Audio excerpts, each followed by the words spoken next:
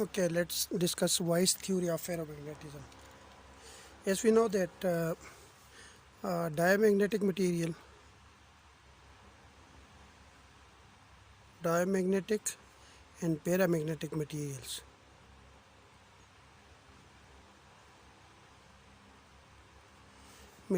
get magnetized by applying external magnetic field.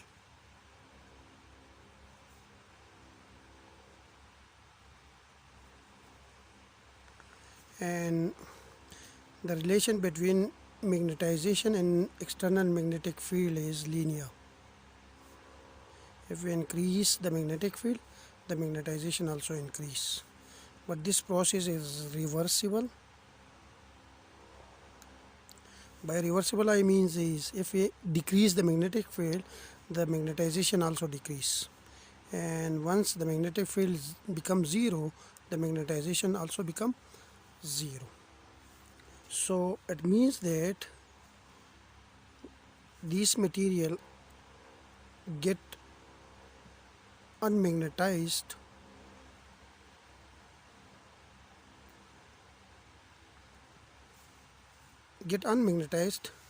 once we remove the material from the external magnetic field. So they are not permanent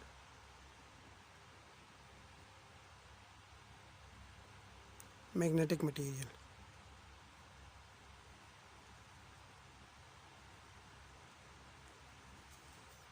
On the other hand, we have another class of material which is called ferromagnetic material.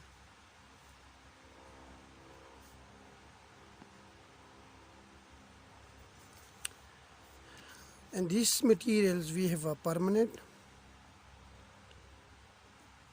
magnetization, and they are called permanent magnet.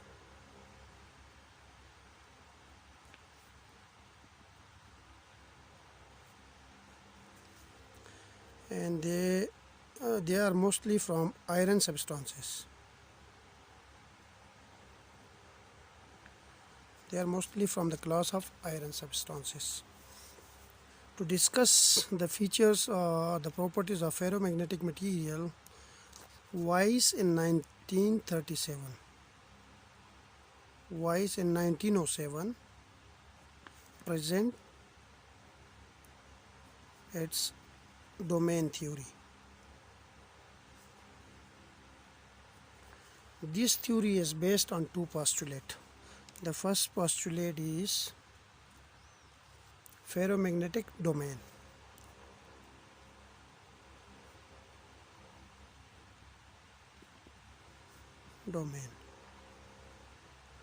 Now, according to this postulate, okay, suppose we have a ferromagnetic domain material in which we have many atoms, billions of atoms in this material.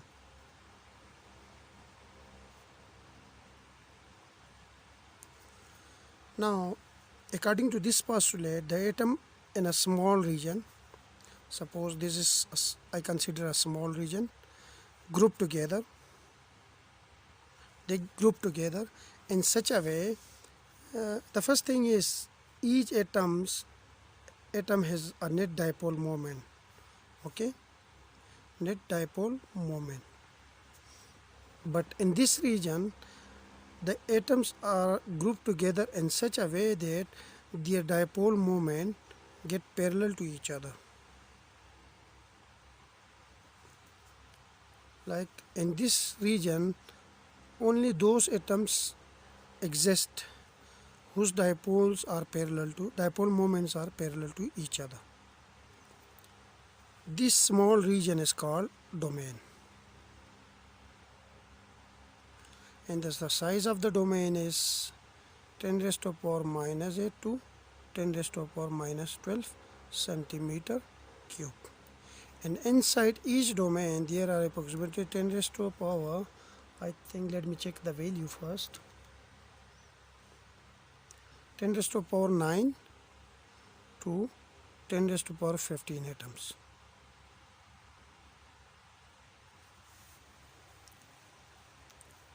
Now in the materials there are many domains, and each domain contain only those atoms whose dipole moment are parallel. So here the dipole moment of each individual atoms are given by this arrow, so they are parallel to each other. I just consider four domains. Okay, here the dipole moment of each atoms are also parallel, and here the dipole moment of each atoms are also parallel. But so in each domain we have a net dipole moment. And this domain, the net dipole moment direction is this one. In this domain, the net dipole moment direction is this one. And this domain, the net dipole moment is this one. And in this domain, the net dipole moment is this one. The dipole moment, the magnetic dipole moment direction of each domain is different from the neighboring or from the rest of the domain. So if there is no external magnetic field, then the net dipole moment of the ferromagnetic material is 0, because this domain has direction this one, this domain has direction this one, this domain has direction this one, this domain has dipole moment direction is this one. If we add this direction by head to tail rule, the resultant will be 0. So it means that the net dipole moment, magnetic dipole moment of the material, ferromagnetic material, is 0 when there is no external magnetic field. But as soon as we apply the external magnetic field to this material, or if we place this ferromagnetic material in the external magnetic field, then the dipole moment of each domain ally itself in the direction of magnetic field. Suppose the magnetic field, the external magnetic field direction is this one. Then this domain has a dipole moment direction which is already in the direction of magnetic field, which is this one. But here the dipole moment direction is this one, and the external magnetic field direction is this one. So if we place this material in the external magnetic field, then this domain will rotate and ally itself in the direction of magnetic field. So it's become parallel to in the direction of magnetic field. Similarly for the rest of the domain. This was the first postulate of Wisse theory of ferromagnetism.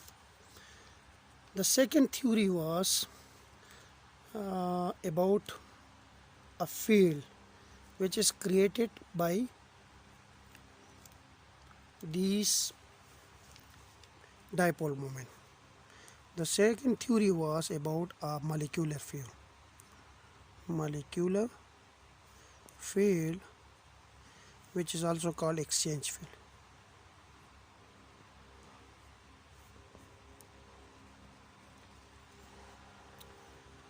Now according to this postulate, within a given domain, suppose we have this domain, all the dipole are parallel to each other, so there is a net magnetization.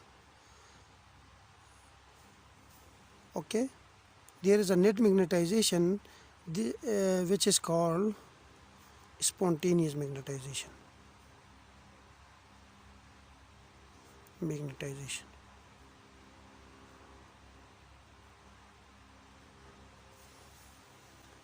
Due to this spontaneous magnetization, we have an internal magnetic field.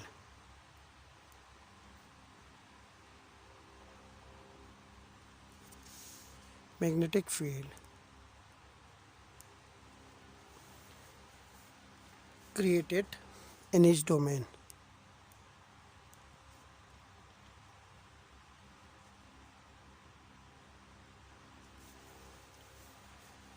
Now, even in the absence of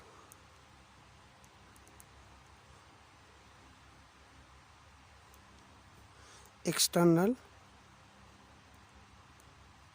magnetic field,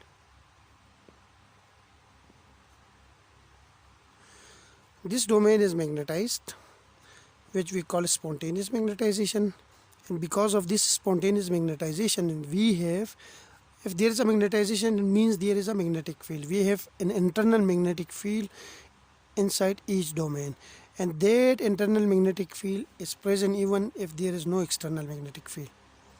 So that internal magnetic field is called molecular field or exchange field,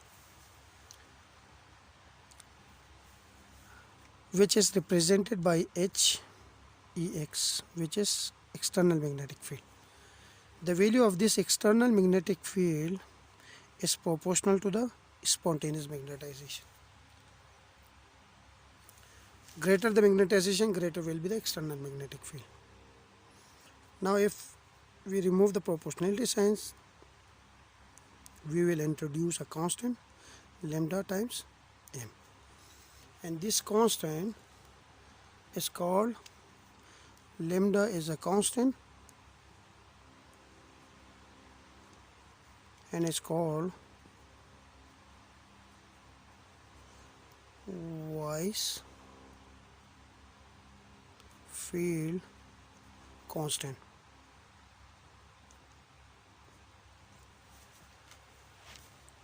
This is equation number 1. Now, when external magnetic field is applied to the ferromagnetic material, then we have an additional field in the presence of external field, which we call H effective, which is the sum of external field plus exchange field or molecular field, EX. Because we have this field which is already present there, and once we apply the external magnetic field, then these two fields will sum with each other or will add up with each other, and we have a net field which we call effective magnetic field. So this is equation number 2. Now using equation 1 and 2, equation 1 and 2, we have H effective is equal to H plus lambda m, which is equation number 3. Now by Curie law, we already derived Curie law in the case of paramagnetic material. By Curie law,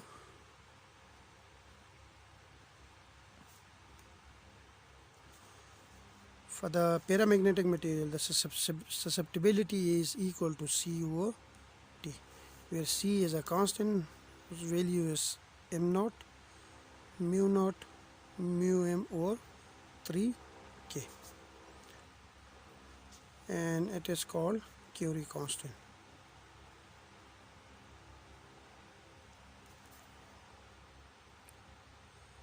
Also we know that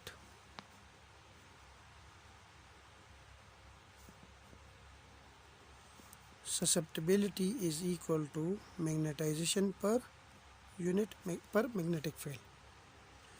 If this is equation number 4 and this is equation number 5, then comparing 4 and 5, we have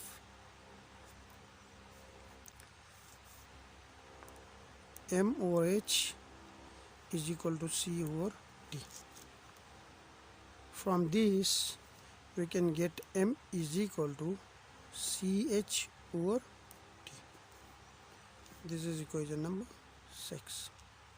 So this relation is for the paramagnetic material.